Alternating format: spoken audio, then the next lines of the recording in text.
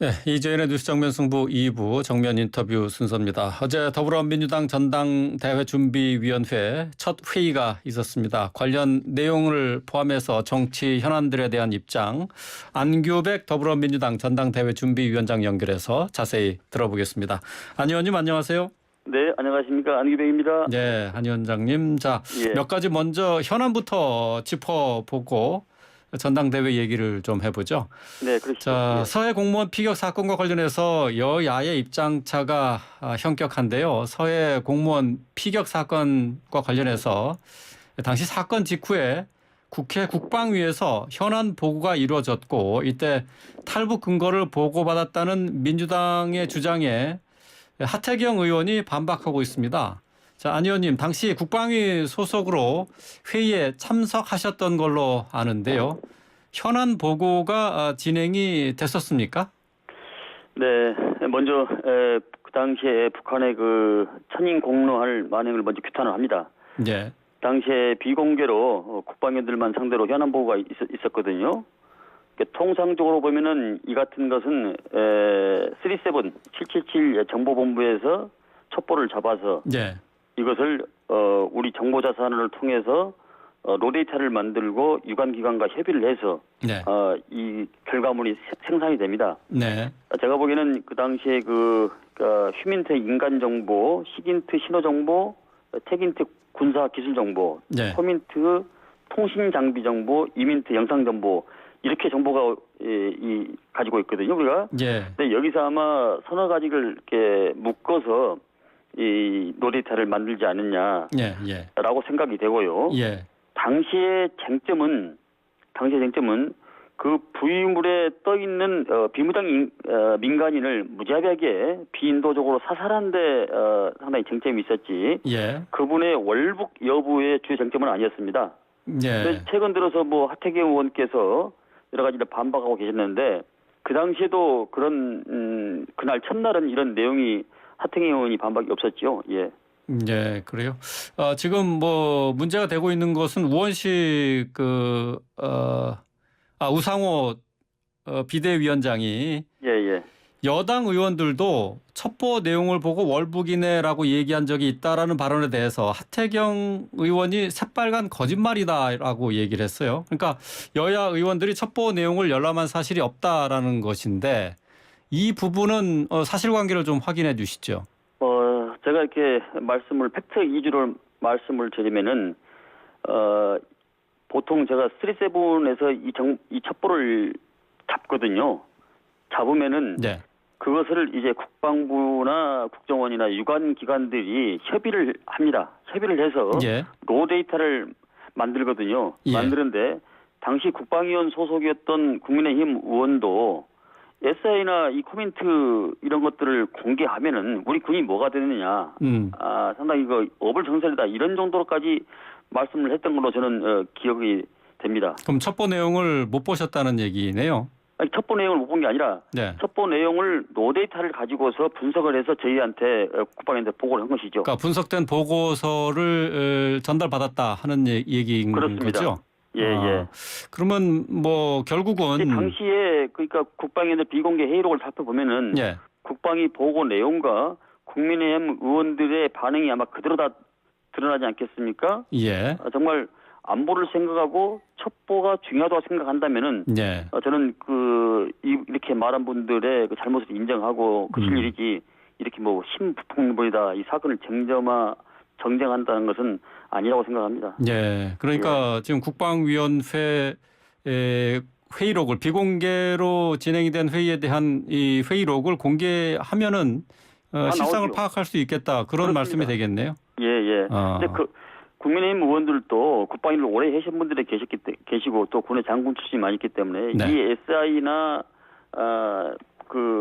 코민트 정보 통신장비 감청 이분들은 굉장히 이런 부분들 아주 중요하게 여기기 때문에 우리 군은 이것을 목숨보다도 귀하게 귀중하게 여기거든요. 예. 이걸 함부로 이렇게 공개하거나 이런 것은 쉬운 일이 아닙니다. 예. 그래서 저희들도 국방위를 오래 한 사람들도 그 로데이터 분석을 가지고서 그걸 믿고 오는 것이지 그것을 봤다 안 봤다 하는 것은 상당히 좀 어려운 얘기죠. 예. 그러니까 말씀하신 SI 기밀 정보 이제 특수 정보라고 할 수 있겠는데 이 정보, 북한군 감청 내용을 담은 SI 정보를 공개하라고 차라리 공개하라라고 이제 야당에서 주장하고 있지 않습니까? 민주당 측에서.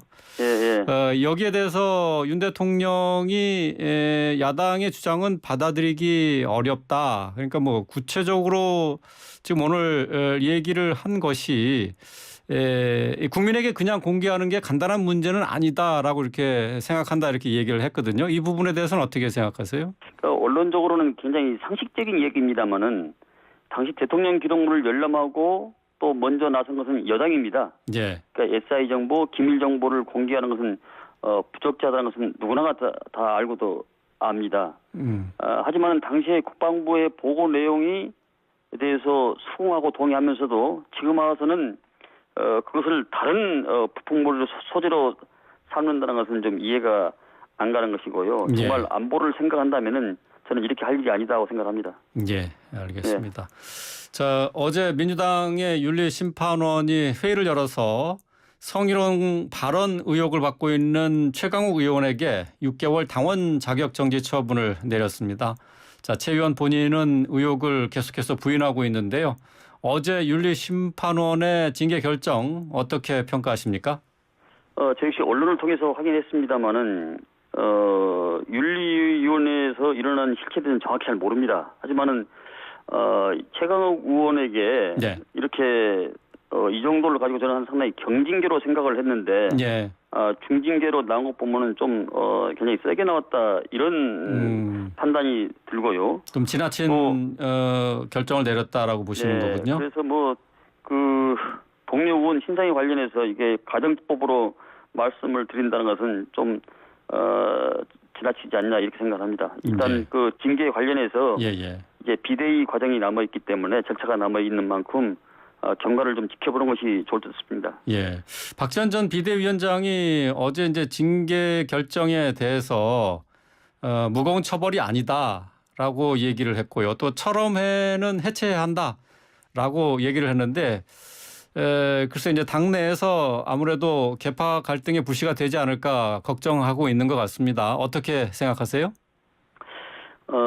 징계 절차가 이제 시작될 때는 당을 이끌고 계셨잖아요. 네. 그래서 뭐 박 위원장 나름대로 의견이 있다고 생각합니다만은 지금은 아직 그 대선과 지선의 패배에 대한 그 평가가 끝난 시점이 아니고 그 선거 패배의 책임을 특정 집단에 지우면서 뭐 해체하라 말할 시점은 저는 아니라고 생각합니다.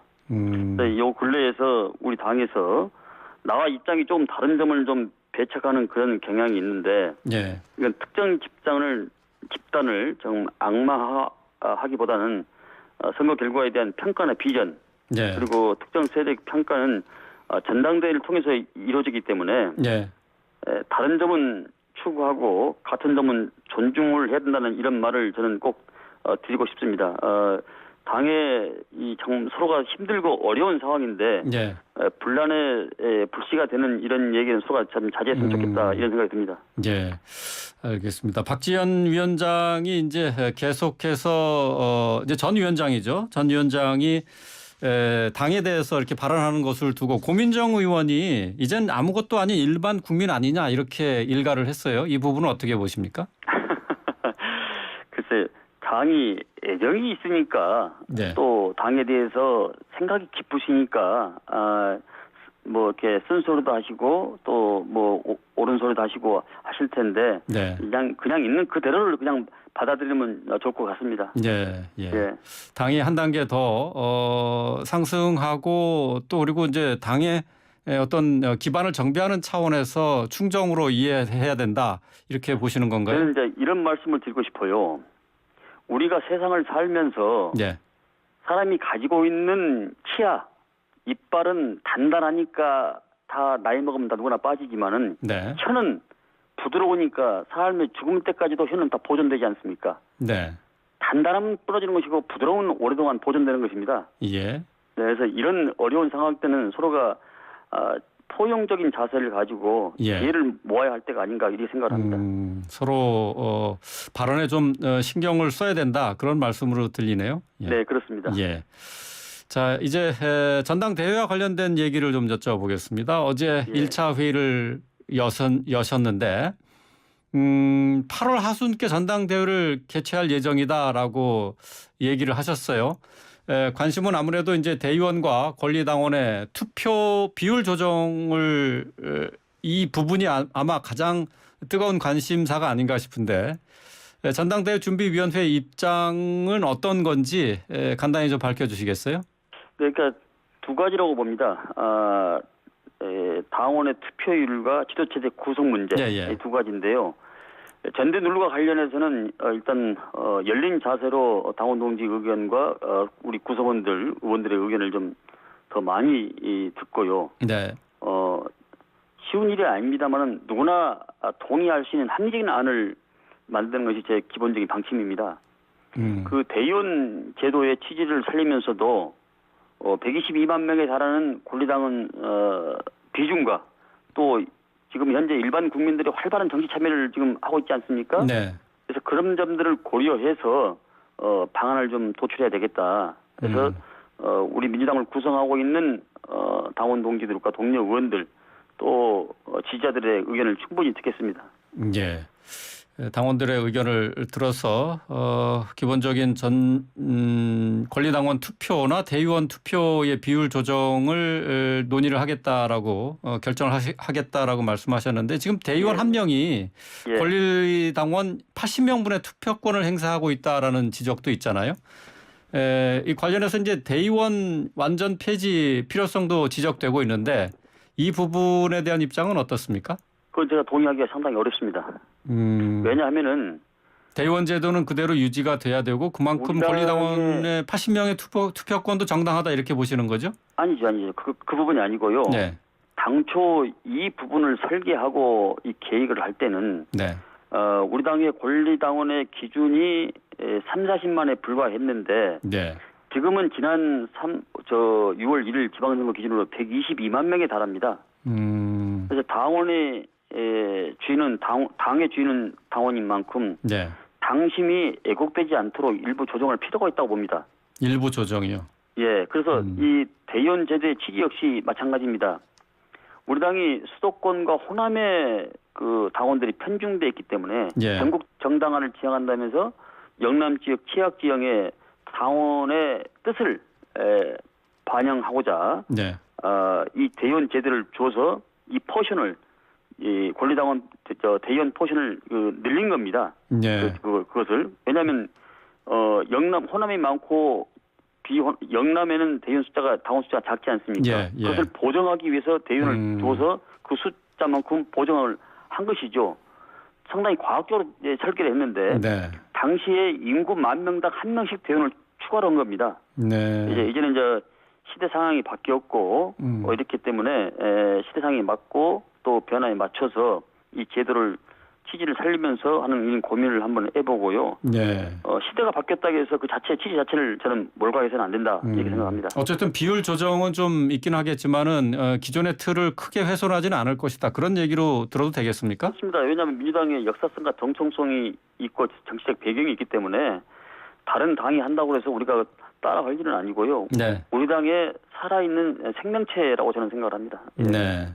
지금 이재명 의원의 지난 주말에 발언을 두고 좀 논란이 있어요. 당직은 당원에게, 공직은 국민에게. 그러니까 당원들이 이 당내에 어떤 일정한 발언권을 가져야 된다는 그런 얘기인데 이게 아마 핵심은 권리당원의 자격을 6개월로 지금 못 박은 것을 좀 3개월로 줄이자 이런 얘기와 연관이 되는 게 아닌가 싶은데요. 어떻게 보십니까? 그 부분보다는요.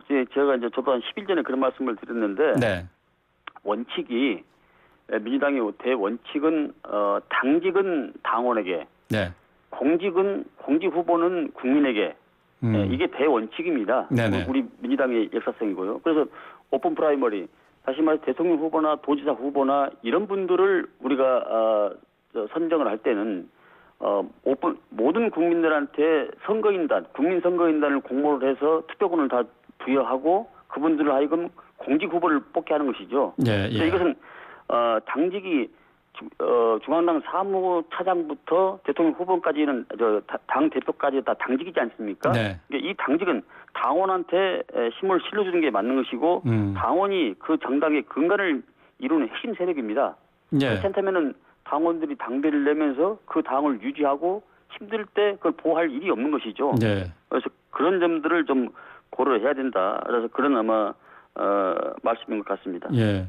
이재명 의원의 얘기를 정확하게 좀 전달을 해드리면은 정당의 주인은 당원이고 나라의 주인은 국민이라는 너무나 당연한 원칙들이 관철되지 않는 것이 정말로 문제다라고 얘기를 했는데 이게 결국은 일명 그 개딸들 개혁의 딸들이 지금 투표권을 행사하는데 제한을 두고 있는 이 권리당원 이 부분에 대해서 불만을 얘기한 것 아니겠습니까? 이 부분은 논의를 하고 계신가요? 네, 하고 있습니다. 이제 내일이 첫 1차 회의를 하는데요. 네. 그 권리당원을 그 6개월 투표권을 6개월 동안 당비를 내서 그 투표를 부여하는 것은 네. 상당히 그 과학적으로 저희들이 설계해 있다고 생각합니다. 왜냐하면은 특정 지역의 특정 세력이 일방적으로 들어와서 이 시에 들어와서 네. 그것을 왜곡시킬 확률이 있기 때문에 네. 6개월 동안에 당비를 내고 이런 분들한테 저희들이 권리당원을 부여를 하는 것이거든요. 네. 또 이게 만약에 그렇지 않으면 또 일베에 또 이렇게 썰물처럼 빠져나갈 수가 있기 때문에 네. 그래서 6개월 정도의 권리당원을 두어서 기간을 두어서 이분들한테 투표권을 주는 것입니다. 그러니까 그 기간을 줄일 계획이 있으신가요?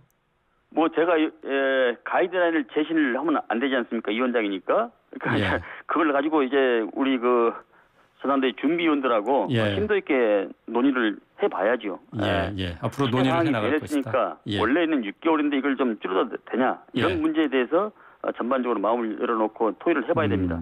예, 예, 알겠습니다. 이제 뭐 어제 첫 번째 회의를 열었으니까 논의할 것이 상당히 많이 있겠군요. 네, 좀 예정어린 시설을 좀 바라봐 주십시오. 예, 알겠습니다. 오늘 말씀 여기까지 듣겠습니다. 고맙습니다. 네, 감사합니다. 예, 한규백 더불어민주당 전당대회 준비위원장이었습니다.